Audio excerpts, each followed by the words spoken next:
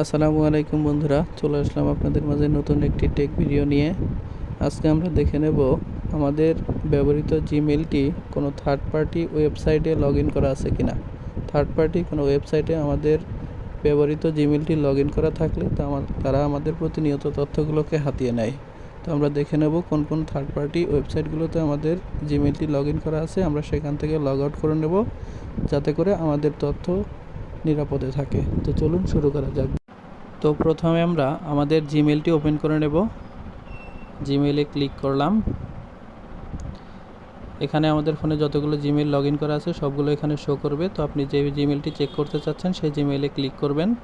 এরপর manage your Google account এখানে click করলাম। ক্লিক করার পরে আপনাকে এই ইন্টারফেসে নিয়ে চলে আসবে। একটু অপেক্ষা করবেন। এখন দেখবেন আমাদের এখানে অনেকগুলো অপশন শো করতেছে।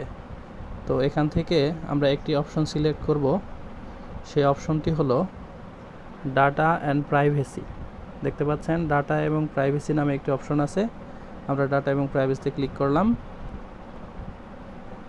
আমরা একটু স্ক্রল করে নিচে চলে যাব। একটু স্ক্রল করে নিচে চলে যাবেন।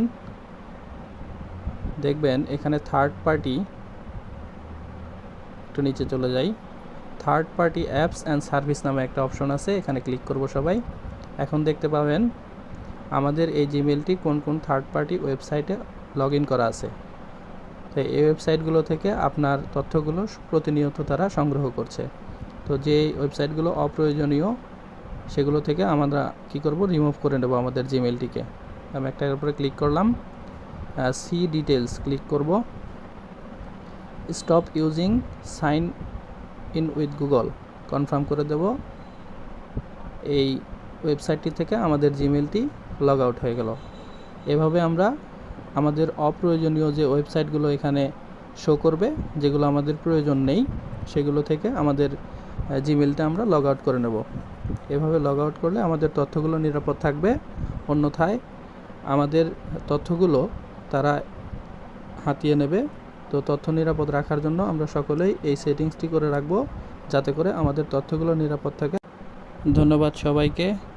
সবাই ভালো থাকবেন, সুস্থ থাকবেন। আল্লাহ হাফেজ। আসসালামু আলাইকুম।